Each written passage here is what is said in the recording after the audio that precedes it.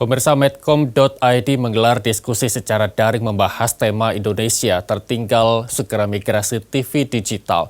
Dalam diskusi yang mengundang Menkominfo Johnny G. Plate sebagai pembicara kunci ini, berharap era pandemi menjadi momentum tepat untuk melakukan migrasi analog ke digital.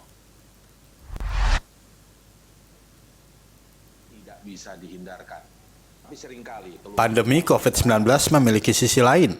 Selain sisi medis yang menakutkan banyak orang, bahkan secara global pandemi ini juga memiliki dampak non-medis, khususnya yang mengakibatkan kontraksi ekonomi global dan kontraksi ekonomi dalam negeri, yang saat ini pemerintah sedang konsentrasi penuh mencegah kontraksi ekonomi tersebut. Di sisi lain, pandemi COVID-19 ini justru mendorong akselerasi transformasi digital. Pandemi ini justru mendorong Indonesia dan masyarakat global masuk menjadi masyarakat digital. Terkait hal ini, Menkominfo Johnny G. Plate mengatakan, ada prasyarat yang harus disiapkan pemerintah untuk mengantar Indonesia masuk ke dalam transformasi digital.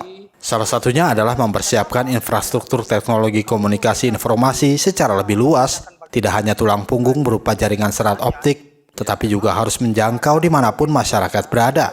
Dan ini tentu saja harus menuntut upaya yang sungguh-sungguh, salah satunya menyediakan layanan sinyal generasi keempat atau 4G.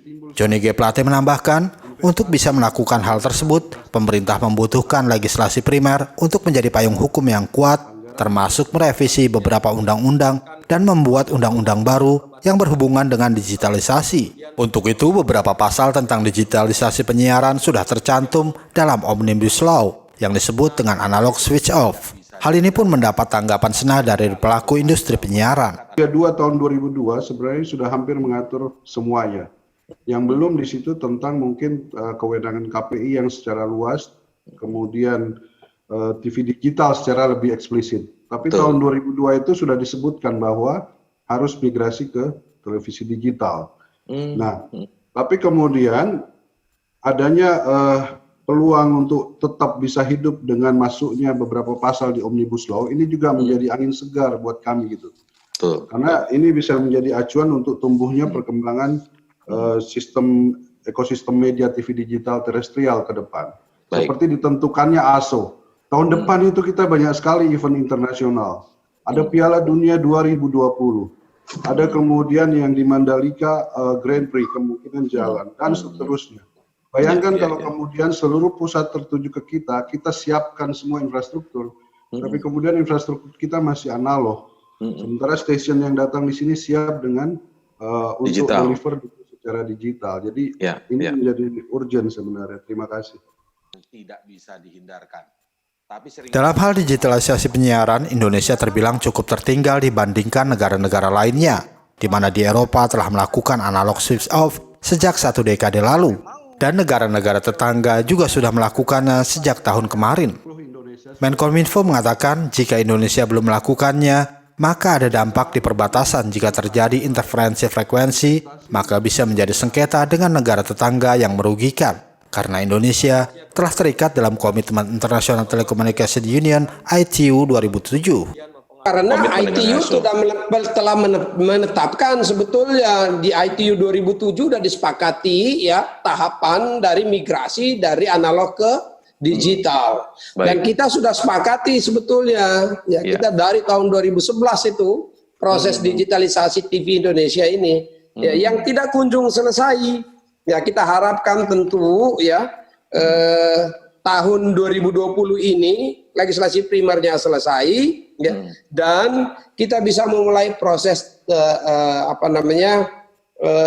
digitalisasi. Di samping itu ya bukan saja sengketa perbatasan, tadi disinggung sama Indra ada aspek lain ya, kebutuhan frekuensi. Memang digitalisasi atau migrasinya dari analog ke digital akan memberikan dampak. Salah satu dampak adalah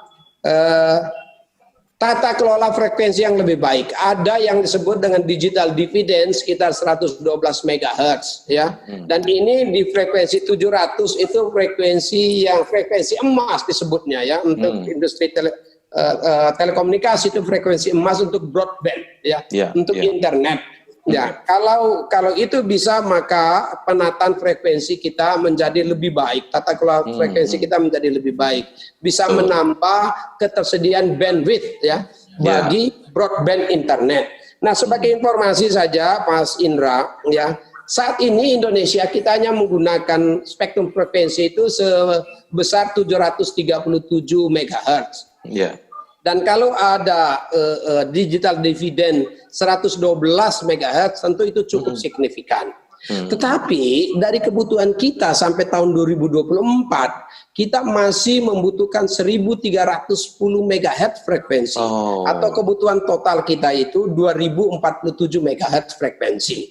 Nah, itu berarti kita, pemerintah, saya dalam hal ini ya, harus melakukan farming dan refarming frekuensi spektrum ya, untuk menata kembali, untuk memenuhi kebutuhan bandwidth kita dan mempersiapkan kita Indonesia untuk menuju era 5G. Tidak bisa dihindarkan. Tapi seringkali Menkominfo Johnny G. Plate memastikan digitalisasi televisi akan meramaikan digital ekonomi bangsa Indonesia yang terus berkembang dan dinamis. Oleh karena itu, Menkominfo kembali menekankan bahwa pro dan kontra berkepanjangan dengan sudut pandang masing-masing harus segera diakhiri dan mengambil langkah sejalan dengan visi dan misi besar yang saat ini sedang dilaksanakan Presiden Joko Widodo untuk melakukan akselerasi transformasi digital di tanah air. Dari Jakarta, Tim Liputan Nusantara TV melaporkan.